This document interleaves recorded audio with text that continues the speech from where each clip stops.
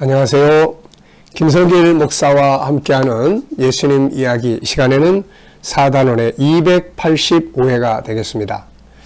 자, 성공을 꿈꾸는 사람은 새로운 변화를 추구하라. 이 제목으로 말씀을 나누려고 합니다. 자, 본문은 마태복음 9장 14절로 17절입니다. 그때 요한의 제자들이 예수께 나와 이르되 우리와 바리새인들은 금식하는데 어찌하여 당신의 제자들은 금식하지 아니하나이까? 예수께서 그들에게 이르시되 혼인집 손님들이 신랑과 함께 있을 동안에 슬퍼할 수 있느냐? 그러나 신랑을 빼앗길 날이 이르리니 그때에는 금식할 것이니라. 생배 조각을 낡은 옷에 붙이는 자가 없나니 이는 기운 것이 그 옷을 당겨 헤어짐이 더하게 되며 새 포도주를 낡은 가죽 부대에 넣지 아니하나니 그렇게 하면 부대가 터져 포도주도 쏟아지고 부대도 버리게 됨이라. 새 포도주는 새 부대에 넣어야 둘이 다 보존되느니라. 아멘. 자, 이제 이 마태복음 9장 14절로 17절 요 본문을 마치려고 합니다. 마칠 때는 항상 이 본문의 내용들을 신앙적으로만이 아니라 우리 생활 속에서 내 비즈니스에 내 가정 속에 어떻게 적용을 하면 성공적 비결이 될 수 있을까를 저는 항상 생각을 합니다. 디모데후서 3장 15절로 17절에 말씀하고 있는 것처럼 하나님의 말씀은 두 가지 면이 들어있어요. 하나는 구원받는 길이죠. 예수를 그리스도로 믿고 우리 인간이 죄사함 받아서 천국 가는 또 하나님과 하나 되는 구원의 길, 영적인 길이 있습니다. 그리고 또 하나는 이 땅에 사는 동안 하나님의 사람으로서 능력 있게 살아갈 수 있는 삶의 비결들이 이 안에 들어있습니다. 그래서 우리는 이 두 가지를 편협적으로 보지 말고 같이 잘 사용해서 하나님 나라의 거룩한 백성이 되고 하나님과 영적으로 하나 되고 그뿐만 아니라 내 직장에서 공부하는 아이들은 학교에서 또 비즈니스 하시는 분들은 사업장에서 이 말씀들을 잘 응용을 해서 내 사업장이 잘 되고 또 공부도 잘하고 내가 직장 생활도 아주 우수하게 잘할 수 있는 바로 이게 소금이 되고 빛이 되는 거거든요. 소금은 능력입니다. 업무적 능력이고 또 빛은 진실성이에요. 신뢰를 받을 수 있는 자세죠. 이 두 가지를 가져야 우리가 하나님을 믿는 사람들이 세상 사람보다 더 뛰어나다는 말을 들을 수가 있게 되는 거죠. 다니엘이 그랬던 사람이고 요셉, 야곱이 다 그랬던 사람들입니다. 우리도 그렇게 살아야 하고 또 살 수 있습니다. 자, 그래서 항상 저는 본문 말씀들을 이렇게 연구할 때 하나는 본질적인 면에서 연구를 해요. 성경의 본질이 없어져 버리면 안 되니까. 그 다음에 또 하나는 신앙의 삶의 교훈이 되는 그런 말씀들을 이제 우리가 살펴봅니다. 그리고 이제 마지막에는 이거를 삶의 현장에 어떻게 적용을 할 거냐. 이거 이제 비즈니스 할 때, 고객과의 관계, 또 상품을 만들 때, 물건을 제작할 때, 뭐 직장 생활에서 업무를 처리할 때, 이런 어떻게 응용을 해서 이 삶의 현장을 만들어 갈 수 있을 거냐. 왜냐하면 이게 성공의 비결이거든요, 이 안에다. 그래서 맨 마지막 시간에는 꼭 이걸 다루고 있으니까 꼭 기억해 두시기 바랍니다. 그래서 성공을 꿈꾸는 사람은 새로운 변화를 추구하라. 자, 직장에서도 그렇고 업무 자세도 그렇고 또 우리가 비즈니스 하는 현장에서도 그렇고 새로운 변화를 만들어내야 돼요. 항상 새로운. 이게 없으면 금방 도태돼 버립니다. 이게. 자, 잭 월치 GE 그룹의 전 회장은 이런 말을 남겼습니다. 변화해야 한다. 그렇지 않으면 죽는다. 네. 기업의 회장이 변화해야 된다. 그렇지 않으면 죽는다. 라고 이야기를 했죠. 찰스 홀리데이 전 회장은 변신을 시도하면 생존 확률이 60에서 70%지만 변신하지 않으면 반드시 죽는다고 이야기를 했습니다. 자, 세상의 기업, 뭔가 하시는 분들 항상 다람쥐 쳇바퀴 돌듯이 이렇게 살면 안 됩니다. 그러면 발전을 못하고 발전을 못하는데 그치는 게 아니라 어느 날 그만두게 되는 상황이 오는 거예요. 네, 변화하는 사람들이 앞서가고 있는 거죠. 직장 생활이 성공하기 위해서 개인의 직장 생활이나 개인의 비즈니스가 성공하기 위해서는 항상 그 상태에서 하려고 하지 마시고 새로운 변화를 만들어 가야 합니다. 제가 우리 젊은이들이 직장, 회사에 취업을 하게 되면 당부하는 게 있습니다. 세 가지인데요. 첫째는 들어가면 항상 배우는 자세를 취해라. 배우려고 하는 사람을 싫어하는 사람은 없다. 두 번째, 변화를 추구해라. 항상 새로운 변화. 어제는 이렇게 했는데 오늘은 어떻게 해볼 건가? 이 새로운 변화를 추구하지 않으면 일이 재미가 없어져요. 나중에는 싫어집니다. 무기력에 빠지게 돼요. 그래서 새로운 변화를 항상 그런 발전하게 돼요. 그리고 변화를 추구하려고 하는 사람들을 주변에 상사들이나 이런 사람들은 다 좋아합니다. 자, 그 다음에 세 번째는 비전입니다.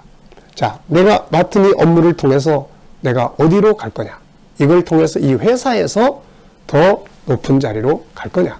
아니면 이걸 내가 잘 연습을 해서 나중에 내 독립적인 내 비즈니스를 만들 거냐? 그 비전을 명확하게 하라는 거죠. 그래야 자기 일이 될 수가 있습니다. 그러면 일이 재미가 있고 일이 흥미를 느끼게 되고 효과를 발휘하게 되는 거죠. 자, 변화가 이루어지기 위해서는 기존에 익숙해 있던 생각, 습관, 틀을 모두 버리는 거예요. 부정하고 거기에 안주하지 말고 새로운 것을 찾아가야 합니다. 기존에 익숙한 상태에 머물러 있다면 절대로 변화는 일어날 수 없습니다. 저도 항상 생각을 많이 합니다. 변화에 대한 생각이에요. 아침에, 오후에, 요즘엔 겨울철이라 오후에 운동하러 나가는데요. 나가면은 한 1시간, 1시간 반 걸으면서 계속 하는 거죠. 이거를 다음 단계로 어디로 갈 거냐. 이 지금 하고 있는 이 부분의 실제성은 뭐냐. 항상 실제를 찾아가고 현장을 찾아가요. 그래서 들어올 때쯤 되면은 많은 아이디어들을 가지고 들어오게 되는 거죠. 그래서 변화를 추구하는 사람들이 변화를 만들어내요. 예수님께서는 찾는 자는 찾게 될 것이다 라고 말씀을 하셨거든요. 자, 피카소는 이렇게 했다고 합니다. 그의 성공과 그 과정은 현대의 창의성 연구 입장에서 보면 매우 교과서적이다. 이 사람처럼 하면 된다는 거예요. 그는 애써 배운 다음에는 배운 것을 싹 부정했다고 합니다. 도자기, 석파나 용접과 같은 기술까지 모조리 배웠지만은 익숙해지면 싹 버려버리고 새로운 법칙을 만들고 새로운 방법을 찾으려고 시도했다고 하죠. 네. 자, 여러분, 이렇게 하면 변화를 가져갈 수가 있어요. 변화가 없는 것은 이미 죽은 것이다. 죽은 것은 움직이지 않습니다. 그러나 살아있는 건 움직이죠. 창의성이란 합리적이라고 믿는 생각을 벗어버려야 창의성이 일어나는 거예요. 어제도 이렇게 했으니까 오늘도 이렇게 해야 돼.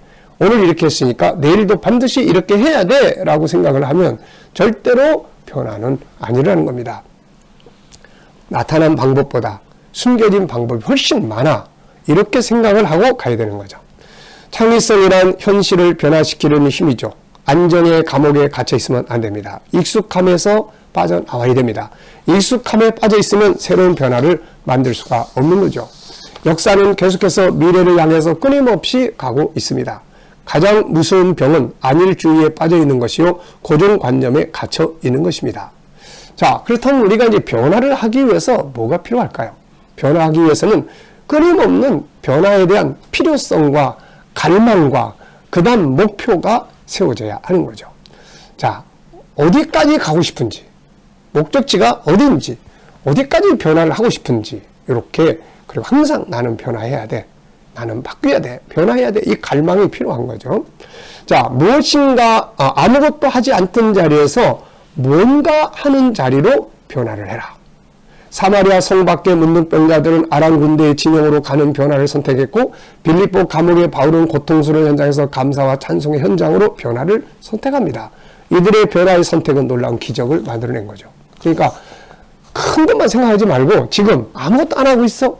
그러면 그냥 밖이라도 한 바퀴 돌든지, 뭐 작은 어떤 아르바이트를 시작을 하든지, 돈을 많이 벌려고 생각하지 말고 우선은 뭔가를 하는 데다가 변화를 시도하는 게 좋죠.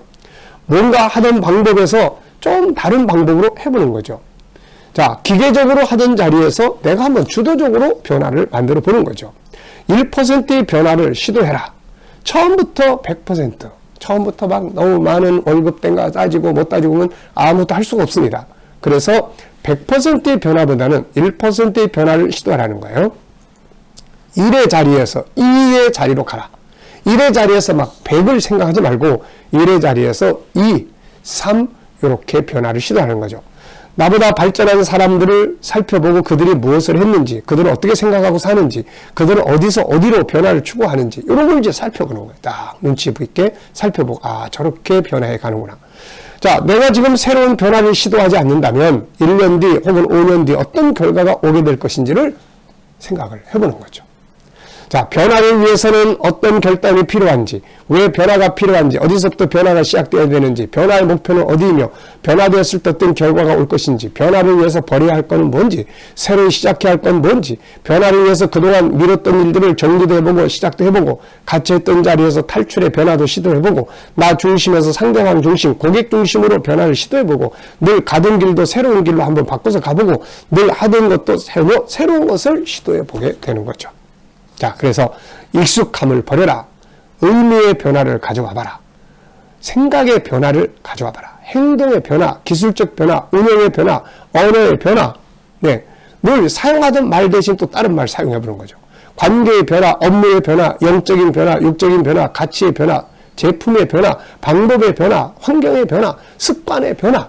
애굽에서 나온 이스라엘 사람들이 망한 건 이 환경에 익숙함에 빠져 있었기 때문에 그런 거죠. 그 새로운 변화에 적응하지 못하니까 도태돼 버린 거죠. 자, 변화할 것은 아주 많습니다. 단 1%만 바꿔도, 한 가지만 바꿔도, 내가 사용하는 말 한마디만 바꿔도 삶에는 변화가 오기 시작을 합니다. 모든 것이 업그레이드 돼야죠. 업그레이드 하지 않는 건 모두 사라집니다. 왜 변화를 시도하지 않고 기존 그대로 사는 것만을 생각하면서 후회하고, 탄식하고, 또 절망에 빠지고, 그리고 살 이유가 뭐가 있습니까? 왜 기존에 하던 그대로만 하고 있으면서 자기가 하는 것만이 옳다고 생각하는 이유가 뭡니까? 이래가지고 아무것도 되는 거 없어요. 변화를 추구해야 됩니다. 변하지 않으면 결국 다 도태되고 마는 거예요. 자, 직장생활, 내 비즈니스 현장에서 오늘부터 무엇을 변화해야 할 건지 하루에 하나씩만 변화를 해보자. 그러면 한 달 지나면 30가지의 변화가 만들어지게 되는 겁니다. 자, 이 시간 말씀 여기서 마치겠습니다. 감사합니다.